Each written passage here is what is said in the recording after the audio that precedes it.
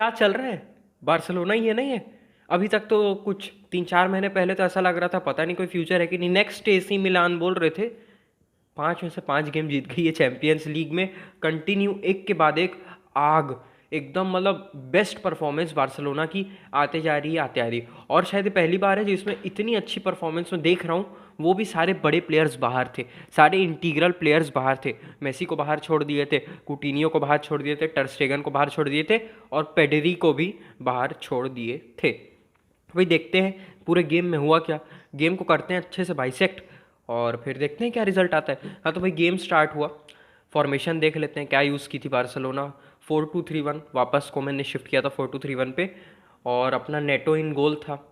Left back पे alba था। करते हैं बात उसके अमेजिंग परफॉर्मेंस के बारे में। लॉन्गले, सरप्राइजिंगली लॉन्गले ने स्टार्ट किया था। मैं बिल्कुल भी एक्सपेक्ट नहीं किया था लॉन्गले स्टार्ट करेगा। मैं सोचा था इंजरी थी, बोल भी रहे थे कि शायद कार्डिस के खिलाफ वापस आएगा, बट इसी में वापस आ गया।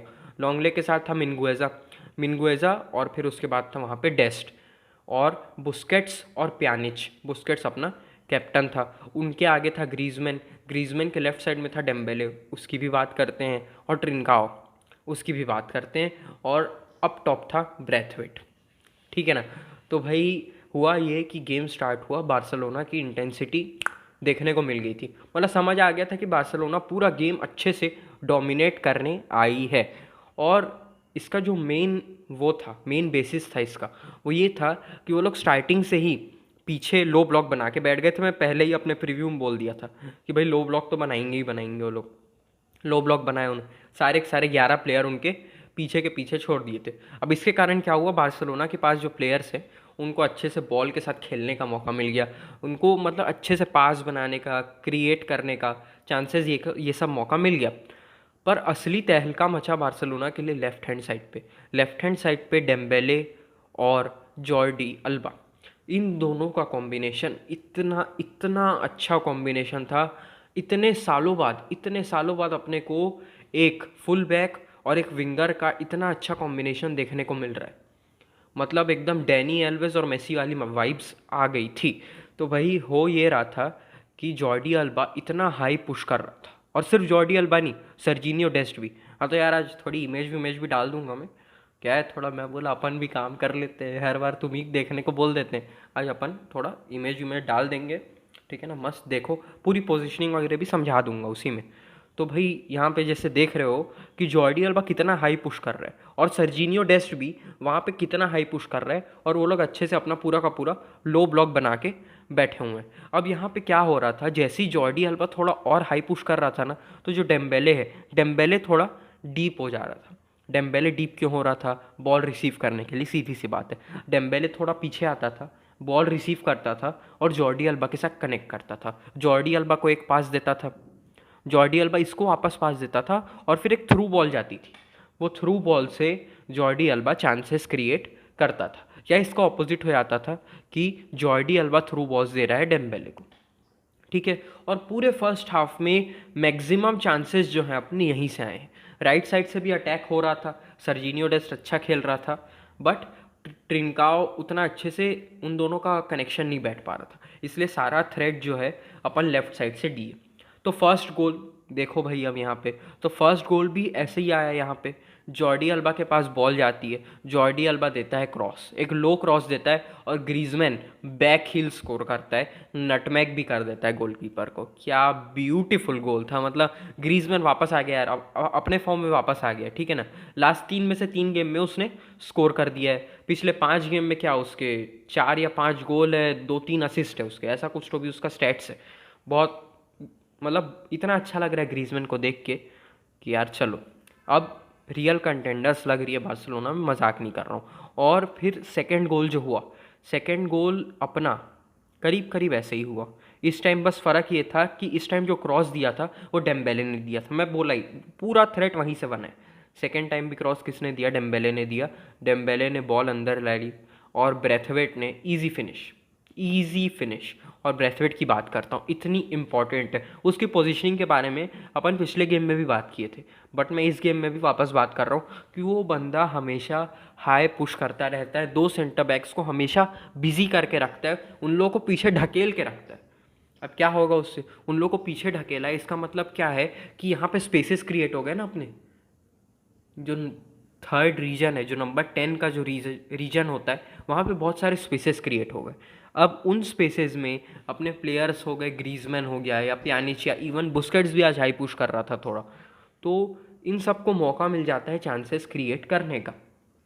और फिर ब्रैथवेट की सबसे अच्छी बात है कि उसको पता है रन कब बनाना है। वो बंदा ऑफसाइड नहीं होता, वो बंदा बहुत कम ऑफसाइड होता है, एकदम ना के बराबर। उसको पता है कब रन करना है, और उसकी जो मैचिंग है, जो पास दे रहा है उससे, वो काफ़ी सही हो गई है रिसेंट वीक्स में। तो बहुत अच्छा खेली बार्सिलोना अटैकिंग वाइज। और हाँ, यही था। तो अब अपन सेकेंड हाफ की बात कर लेते हैं, उसके बाद अपन इंडिविजुअल प्लेयर्स की बात करेंगे, ठीक है ना। तो भाई सेकेंड हाफ में क्या हो रहा था, सेकेंड हाफ में पूरे के पूरे 3 गोल अपने फर्स्ट हाफ में ही आए। अच्छा हाँ, थर्ड गोल, तो थर्ड गोल में क्या हुआ था भाई, ब्रैथवेट अपना रन बना रहा था, जैसे कि मैं बोला ब्रैथवेट रन बनाने में परफेक्ट हो गया।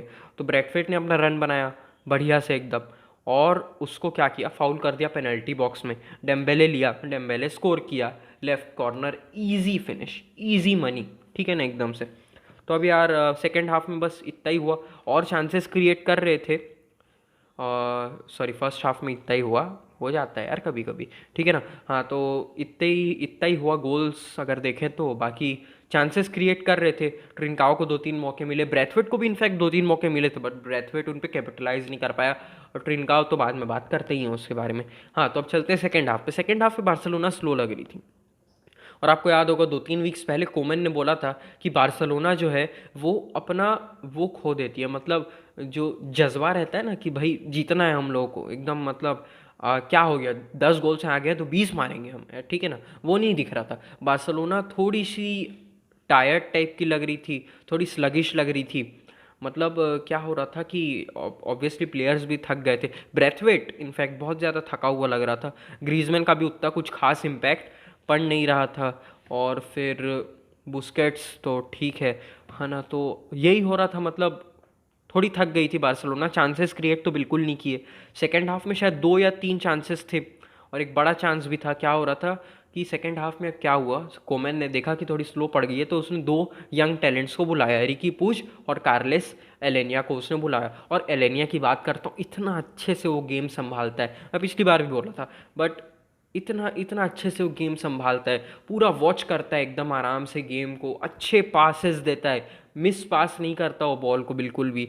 और रिकी पूज यार, क्या बोलूँ उसके बारे में, 2 लॉन्ग पासेस दिए, 3 बड़े चांसेस क्रिएट की, उसकी 80 या 90% पासिंग एक्यूरेसी थी। वो हार्ड वर्किंग कितना है अपने को पता ही है, डिफेंसिवली भी बहुत हेल्प कर रहा था। और सबसे बड़ा चांस तब बना, रिकी पूज ने इंटरसेप्ट किया, कैसे किया तो पता नहीं, पूरा अपना लेग फैला के इंटरसेप्ट किया रिकी पूज ने, और फिर आगे लेके गए कि भाई स्कोर करेंगे। रिकी पूज लेके गया, और फिर डेम्बेले जो था वहीं पे था। अब डेम्बेले के दिमाग में पता नहीं क्या आया, डायरेक्ट शूट, इजी शूट था एकदम, मतलब पूरा गोल खुला पड़ा था, गोलकीपर को बस बीट करना था, ठीक है। पर डेम्बेले क्या सोचा, और बॉल वापस रिकी पूज को दे दिया। अब तब तक वहाँ पे प्लेयर आ गया था, डिफेंडर आ गया था, इंटरसेप्ट हो गया। इतना दिमाग ख़राब हुआ ना मेरा वहाँ पे, मतलब पूरा एकदम।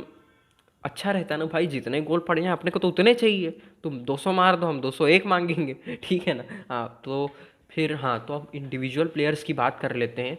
तो भाई इंडिविजुअल प्लेयर्स में अपन देख ही लिए रिकी पूज और एलेनिया का कितना बड़ा इम्पैक्ट पड़ा पूरे गेम पे। और कॉनराड भी आ गया था सेकेंड हाफ में, और कॉनराड को उतनी बॉल नहीं मिली, एक बार बॉल आगे लेके गया था, बट वो हो गया, वो बॉल बाहर चली गई, कॉर्नर वॉल में कुछ तो भी मिल गया था।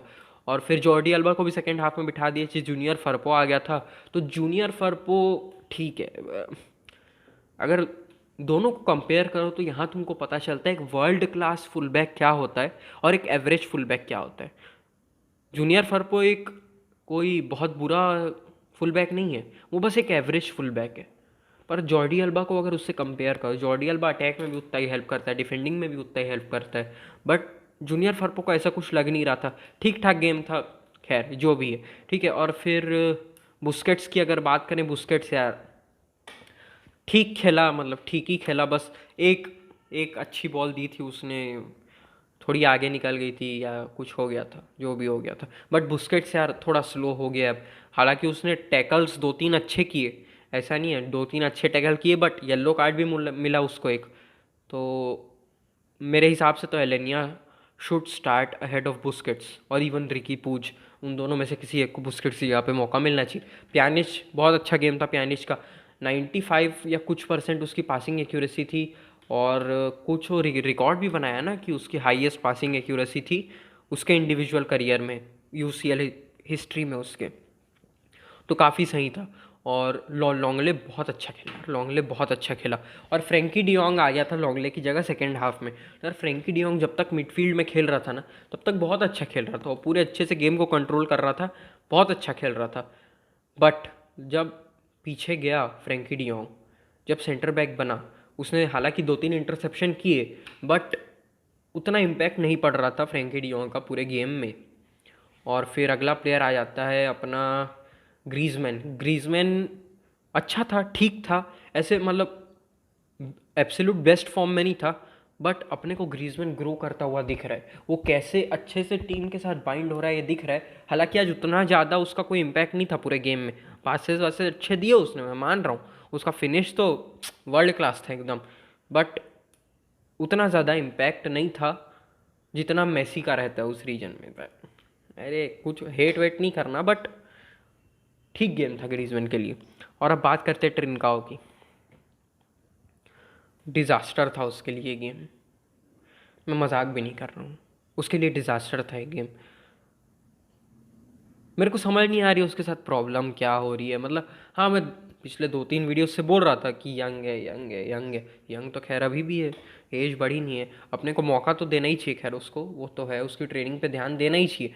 बट उसकी मेन प्रॉब्लम क्या है कि उसका कॉन्फिडेंस बहुत लो है मेरे हिसाब से। जब तक उसको एक हाथ गोल वोल नहीं मिलेगा वो ज़्यादा अच्छा खेल नहीं पाएगा, है ना।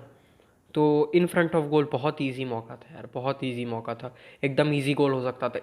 इतने बार बॉल लूज़ किया उसने, ट्रिक विक करता है वो, ऐसी बात नहीं है, वो ट्रिक करता है, सब करता है, बट बॉल उसने बहुत ज़्यादा बार लूज़ करी। तो बट ठीक है यार, करेगा इम्प्रूव, और क्या बोल सकते हैं, ठीक है ना, तो इम्प्रूव करेगा ही वो।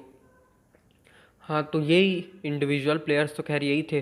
ब्रैथवेट की इंपॉर्टेंस बता दी सभी, सर्जिनियो डेस्ट का बहुत अच्छा गेम हुआ, मिनगुएज़ा का भी अच्छा गेम हुआ।